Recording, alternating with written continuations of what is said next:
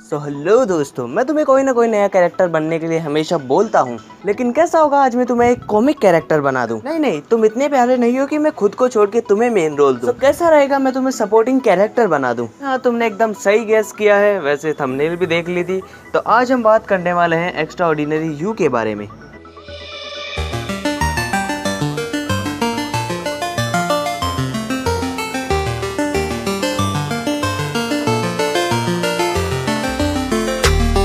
Plot को discuss करने के पहले मैं तुम्हें कुछ डिटेल्स बता देता हूँ, वरना तुम्हें कुछ भी समझ में नहीं आएगा और वीडियो भी इससे लंबी होगी। देखो तो इस ड्रामा के कॉन्सेप्ट के हिसाब से किसी भी कॉमिक कैरेक्टर के दो फेसेस होंगे। पहला है स्टेज फेस और दूसरा है शैडो फेस। तो जो भी विजुअल्स हमें कॉमिक के अंदर दिखाए जाएंगे बेसिकली वो होंगे स्टेज वर्ल्ड या फिर स्टेज फेस। लेकिन उसके अलावा भी तो कॉमिक वर्ल्ड के अंदर कुछ और लोग होंगे जो दिखाई नहीं दे रहे हैं लेकिन कैरेक्टर्स है, और जब तक वो कॉमिक के विजुअल्स के अंदर दिखाई नहीं देते हैं वो कॉमिक वर्ल्ड के अंदर जी रहे होते हैं बिना ये पता चले कि ये एक कॉमिक वर्ल्ड है, और इसे ही कहा जाता है शेडो फेस। लेकिन शेडो फेस के साथ एक प्रॉब्लम है। अगर कोई भी कैरेक्टर शेडो फेस से स्टेज फेस के अंदर आता है या फिर यूं कहूँ कॉमिक के विजुअल्स में आता है तो अपनी सारी पिछली मेमोरीज भूल जाता है। तो चलो ज्ञान बहुत दे दिया, प्लॉट के बारे में भी जान लेते हैं। तो ये स्टोरी है 17 साल की लड़की की जिसका नाम दान हो है, और साथ ही साथ उसे हार्ट प्रॉब्लम्स भी होती हैं। लेकिन क्या होता है कि राइटर से दान हो का कैरेक्टर लिखने के अंदर कोई गलती हो जाती है। ऐसा ज्यादातर राइटर से सपोर्टिंग कैरेक्टर लिखते समय होता है, और इसी कारण से उसके अंदर डुअल पर्सनैलिटी डेवलप हो जाती है।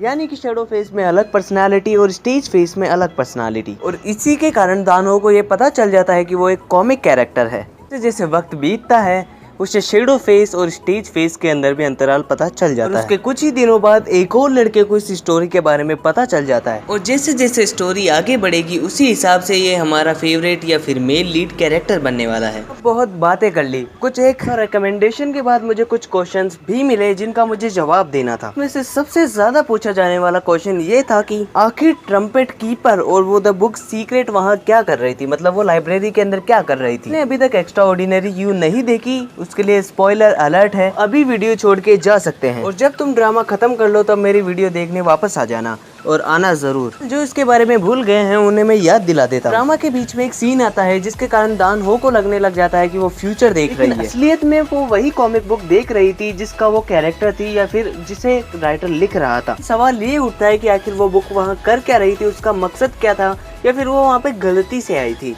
तो देखो राइटर्स की एक बहुत अजीब सी आदत होती है, और वो ये होती है कि वो अपना एक सिग्नेचर छोड़ के जाते हैं। वैसे तो बुक के ऊपर लिखा होता है कि राइटर का नाम क्या है, लेकिन शायद वो इससे सेटिस्फाई नहीं होते और अपना सिग्नेचर मूव छोड़ने के लिए दुनिया के अंदर अलग अलग देशों के अंदर अपने अलग अलग तरीके अपनाए जाते हैं। लेकिन जापानीज और कोरियन राइटर्स क्या करते हैं कि कॉमिक के अंदर जो स्कूल होती है उसे अपना नाम दे देते हैं, या फिर अपने द्वारा लिखी गई किसी किताब का नाम लिख देते हैं। और वही गलती राइटर से यहाँ पर भी हो गई। उसने कॉमिक बुक के विजुअल्स के अंदर द सीक्रेट और ट्रम्पेट कीपर को भी रख दिया, जो कि बाद में दान हो को मिल गई।